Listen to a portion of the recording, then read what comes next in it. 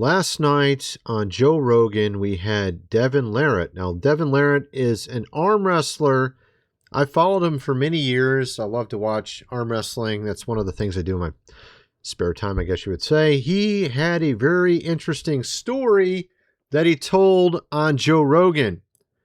Professional arm wrestler, Canadian Armed Forces veteran Devon Larratt, just a few hours ago, told Joe Rogan about how he and his team encountered an 8-foot-tall giant while serving in Afghanistan. He said that the creature was so tall that his head of one of his officers only went up to the bottom of the giant's chest. Let's play this clip real quick. We're going to get into actually a number of things in this video. Obviously, this is one of the things we're going to get into. We're going to get into actually a ton of other stuff as well. I'll play a clip of Timothy Alberino and Steve Quayle from quite a while ago, and what they had to say was very interesting because it ties into some of these stories people are now telling, like we saw with Devon Larratt on Joe Rogan, but also at the same time we have this new movie called Disclosure Day from Steven Spielberg coming out, and there is a weird plot twist with that as well and how it ties into all of this. We'll get into that and a ton of other stuff. Let's just play this clip of Devon Larratt on Joe Rogan. Joe Rogan asked him, does he know about the Kandahar giant? Obviously, this giant that was talked about some years ago, a red-haired giant that just came out of a cave in Afghanistan and took a soldier up on a spear in the air, and they ended up having to shoot the guy like I don't know, 100 bullets into him just to take him down. If you haven't heard that story. He apparently has his own story while he was in Afghanistan. Check this out. He's talking about it right here. In this region, kind of north of the Panjway. I don't remember exactly what it was called. It was just surrounded by mountains, this big valley. And we were rolling around, what we're doing, but I know that there's a meeting. And what they have is they have these warlords. It's not the same. I mean, he was maybe twice as big. He was huge. He was a massive dude. Like how big? I think he was 8 feet. I think he was 8 foot something. It's embarrassing. So they had actually a meeting with a warlord in the region, and he says that a guy looked like he was 8 foot tall from 200, I think he said 200 feet away or something like that. It's like, Devon, you're crazy. He's big. How? And he was 200 meters away. He's about 200 meters away, but I can see the guy. 200 meters, that's what it was. Let's just play a little bit more. We got optics. He would. So yeah, and then he goes on and talks about another person he saw. And the reason why I'm chopping this up a little bit is because there might be copyright on this. I don't want to get hit with some copyright. But he goes on to talk about another person he met in Canada that was even taller. And he shows a picture of these guys from, I think he said Crete. Let's just play this real quick. And the thing is when they get to eat what they're supposed to eat, the problem is so many of them eat junk now, right? Because they grow up on the pounds maybe, or 367. Sorry, they grow 8 foot, 2.5, 3. Yeah, so he's talking about these guys that are up in the middle of nowhere in the woods of Canada that are super big. This one family is well known, sort of like a few families up there that are very, very, very giant. And he happened to meet one of them, and he said that. The guy laughed when he said, "Man, you're huge." He says, "My dad's 8'11". 8'11"? Seriously? And apparently the Guinness Book of World Records doesn't know about these guys. This guy here shown is only 8'2". So some of these guys just live out in the middle of nowhere, farming or whatever they're doing. They don't even try to get in touch with Guinness Book of World Records. They don't care. They're just living their lives or something, and they're actually like 8'11" or something. I don't know if they have that condition like Andre the Giant has, where the inhibitor that stops you from growing is not there, so you just continue to grow your entire life. It's kind of like the liger, where if you have a lion and a tiger, I think it's so it's like a male lion and a female tiger will make a liger, and it has it's missing the growth inhibitor as well. And that might be the case of what was going on with these giants in the first place, is because they're half human, half, angelic or whatever, that they grow continuously and there's no growth inhibitor, just like in the case of a liger. And perhaps this is why they got so giant. like the one that was talked about with Kandahar. This is the Kandahar painting of a giant that was alleged to be seen there. Now, that guy, I don't know how tall that dude would be, but obviously there's some big guys in Afghanistan, as you can tell. And this one was obviously very unique, very different, had pale skin, red hair, very strange. That story, I covered it some years ago when it came out. At any rate, you also have Timothy Alberino and others talking about this as well that we're going to get into in this video. And it's really interesting what Steve Quayle said, and this was over a decade ago he said this, and we're now seeing it play out today, referring to these alien and UFO files and what they're trying to use this for, and how the Smithsonian, of course, was brought in with regards to these artifacts and skeletons of giants. We'll get into that and actually a ton of other stuff. First, though, I'm going to mention food supply, 25 years shelf life. Link is in the description. They have a lot of options available. My Patriot Supply, they have lots of different emergency food, as you can see here. You just click on the link below, and you can see all the options they have available, as low as $20 up to $3,000 if you want to get a year's worth. I think it's like $500 for like a couple months or 3 months. Link is in the description. They have other options available as well. They got water filtration, survival gear, everything you need, solar power. Also, this book here, The Lost Ways, How Your Great-Great-Grandfather Lived Without Electricity. If you needed it in case of an extended period of time without power, just earlier today, my power went out right before I made this video. So you might want to get this book. Get the printed version, $37, How to Live Without Electricity. If you had like a week or 2 weeks or longer without power, it would be a lifesaver. You can't buy that at Walmart or somewhere after the fact. Link is in the description. Also, go check us out on X. We're doing quite well over there. We're getting some viral videos over there regularly. Had one yesterday on this guy, Devon Larratt, the one I just played. We put that up on X and got like 700,000 views over there. So go check out X. We got a lot of posts over there. Let's get back to the video. We have here Josh Dunlap, I think this is who it is, talking about this whole thing with the Kandahar giant. And I think he's featuring Timothy Alberino. Check this out. Did you guys know our military killed an actual giant in Afghanistan? The hair of this being was red. The skin was pale, white. He said it had 6 fingers on each hand and 6 toes on each foot. And the feet were wrapped in a very primitive canvas type wrapping. And he said he and the guys that were standing around the body were actually taking their boots and putting it up to the foot. And he said it was, twice as big as 3 times bigger than everybody's boot. I mean, the feet were enormous. They're all putting their feet up to the foot. And he said this thing was solid as a rock. They were all kind of tapping it on the top. And he said it was like a brick. I mean, this thing was just like solid muscle. He said it could have been some rigor mortis or whatever, but I mean, it was apparent from what you could see of this dude that he was a brick house. So How tall?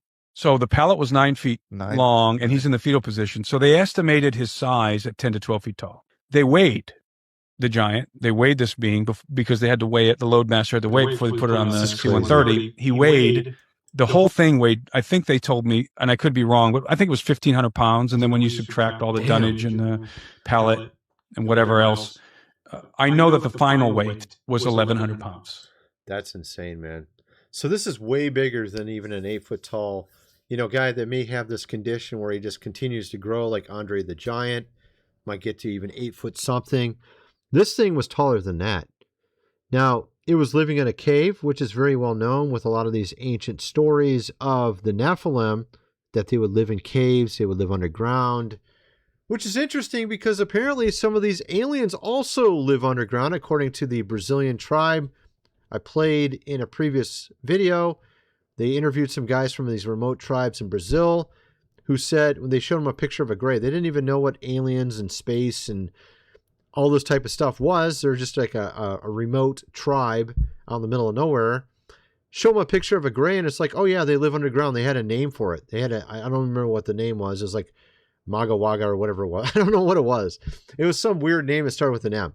And so it's very interesting that the Greys also live in caves and underground.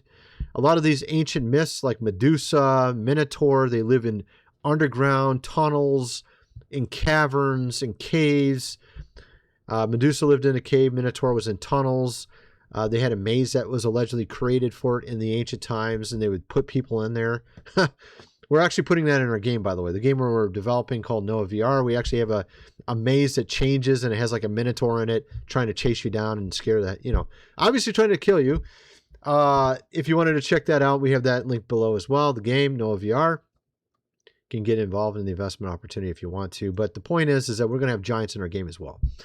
But so you have these weird stories. This echoes all throughout history. Even in the 1500s, 1600s with the conquistadors that went into South America, they had heard tales from the Mayans while they were there of them talking about the giants coming to South America on rafts. And they even had skeletons of these giants. They had 3 in one particular segment of one of these books, these historical books. And I've actually went through them all before and shown like the actual quotes and stuff. I don't have it in front of me right now. Actually, Timothy Alberino's also done that as well, and Steve Quayle. But they had 3 giants on thrones. They're like probably 12 foot tall as well. Just skeletons of the giants. They're like dead, obviously, sitting on these thrones in a cave. Again, in a cave. 3 giants on thrones in a cave. Skeletons is all that's left of them, and they're still worshiping these things and putting offerings to them and stuff like that. Now, what's really interesting is we have here Timothy Alberino. This is like 11 years ago. This is back in the old days of YouTube. Well, sort of 2015. I was back there. I was on here back then too. I was on here in 2010. He was on here in 2010 as well. Alberino. He was talking about the giants. I think he started talking about it before anybody else did. Him and Trey Smith. But here they are talking, Steve Quayle and Timothy Alberino, about giants in of course, the Smithsonian. Check this out.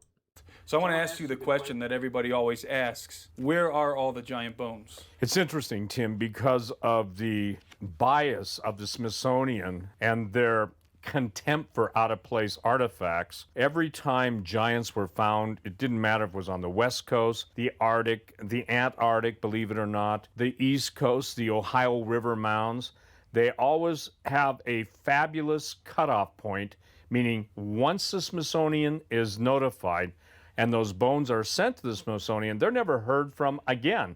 And there's denials. A good example of that, it was a famous Kincaid expedition to the Grand Canyon, where they found the Egyptian citadel. Even the Phoenix Gazette carried that story. So, Tim, the cover-up has always been... It's interesting you mentioned about the Grand Canyon because there's a tribe, I can't remember the name of the tribe, that's in that area, and they are Egyptian in descent from what we can tell. I did a video a couple years back on my God Rules 2 channel where I showed how these American Indian tribes, a lot of them are from different ancient cultures, like from ancient Egypt, from Babylon, from Israel, before Israel, obviously the ancient Israel, just a lot of different places.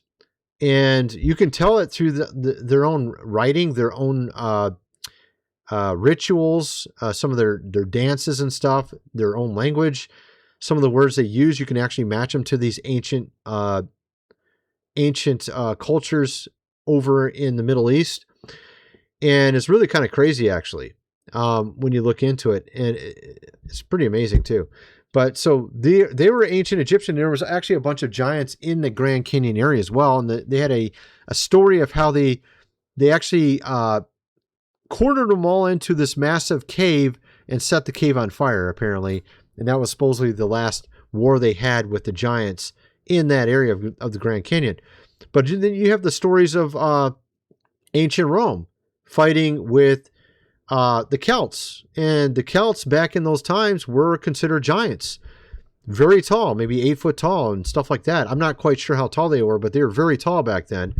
And the Romans couldn't beat them. They actually got their asses handed to them like 3 times, I think it was, before they finally conquered Britain. Okay? Because supposedly the Celts were the descendants of Brutus from the Trojan Wars, who was allegedly extremely tall and a giant Nephilim as well. Supposedly 12 cubits tall, which would be like 16, 18 foot tall. This is according to the mythology. If you read the historical texts on the Iliad, the Odyssey, particularly the Odyssey, it talks about the Trojan Wars. It talks about how tall they were, like Ajax the Greater, 12 cubits. Achilles, I think, was 11 or 12 cubits tall. Brutus was like, I think, 12 cubits tall. He actually, after the wars, settled down in Britain. Britain got its name from Brutus, apparently. And that's where the giant people of that time were. They were very powerful, apparently. And Rome had had a very difficult time conquering them. So, I mean, that's like I've covered that stuff before in the past. But my point is that they were talking about the Smithsonian. They would come along. They would get, of course, these bones. And we've talked about this as well. And I've shown microfiche of newspaper articles from like the 1800s, even early, I think maybe even early 1900s. And it's like mid 1800s. You can find all these articles in newspapers showing these burial mounds, and they'll find 8-foot tall giants in America, in Ohio, in Indiana, in Michigan. They'll find these mounds, and every single person's 8 foot tall. It's not like one or two, and all the rest were like 5 foot, 6 foot. They were all 8 foot tall. And they all had like 6 fingers, 6 toes, just like we see with Goliath in the Old Testament. So these giants were very prevalent, and you can see them in all these history books all throughout history. But of course, our modern historians tell us this is just mythology. This isn't real. This is what they selectively choose what you want, what is true and what's not true, I guess you would say, in the case of this stuff. So what's really interesting, though, about this is, like I mentioned, this native tribe, this Brazilian tribe. I don't have it pulled up. Maybe I pull it up really quick. Brazilian tribe saying that these Greys were actually living underground as well, in caves, which is really interesting because if you think about it, if you've read the Book of Jubilees, it talks about how most of the giants were taller than human, but some were shorter. Some were shorter. So some of the Nephilim, these offspring of humans and quote unquote small g gods or angels, most of them were taller, but some were shorter. And the Greys obviously are shorter than human. And let's see here. Where is that? No. Okay, maybe I can't. Wait. Is this it? No, that's not it. Yeah, here it is. I finally found it. All right, here we go. So this video here, actually, it's not the video. This is just showing a picture of it here. But this was a tribe that they showed a picture of a Grey to, and they knew the name of it and said they live underground. So kind of weird, So I think they're actually Nephilim. And you got the Nordics, which are 8 foot tall aliens that look like basically Nordic people. They're just 8 foot tall Nordics. Okay. So they got all these weird stories of these aliens now, which I don't think they're really, I think they're part human. Right? That's why they have 2 eyes, 2 hands, 2 legs, same as a human does. But what's happened is they've kind of curated our history, curated what we know. Could this be tied together? Could these aliens and these giants be tied together somehow? Steven Spielberg, in a recent interview, stated the creature similar to the one in the video was alive in the U.S. in the 90s in Brazil. What doesn't make sense to me is that these beings portrayed as superior and more advanced than humans are found or shown in situations like wild animals, monsters that sometimes seem helpless or other times aggressive. So it's, obviously you've seen... That is kind of like a contradiction. Like, why are some of these Greys looking like animals, but then at the same time, they're supposed to be super smart? They got this anti-gravity technology, all this kind of stuff. It seems really bizarre, right? So the question is, are these connected? U.S. television broadcast switched from analog NTSC to digital ATSC transmission on June 12th, 2009, 17 years ago, same day that Disclosure Day is being released in theaters this year, 17 years later. I find it interesting that one of the highlights of the movie trailer is a news broadcaster being responsible for announcing that we're not alone. Poltergeist, June 4th, 1982. They're here. 8 days shy of exactly 44 years ago. Oh, that's kind of weird. Spielberg directed both films and has an internet conspiracy theory attached involving Heather O'Rourke and her demise. Obama apparently visited the set of Steven Spielberg. is the 44th. POTUS, some of the same symbolism being used to promote DD found in Leave the World Behind. Yeah, it's interesting because this is the first time Obama's ever visited a Steven Spielberg set. And so that's kind of strange as well. I thought this was interesting also because they were supposed to come out and tell us something very important and scary. They wanted to get people ready. They were trying to get these pastors ready for the new disclosure about aliens. Here you have Ben Schwann, who was recently on Danny Jones' podcast. And Danny here mentioned something that was supposed to come out recently with the UFO disclosure. Check this out. This is kind of interesting. There was a plan for the government to come out.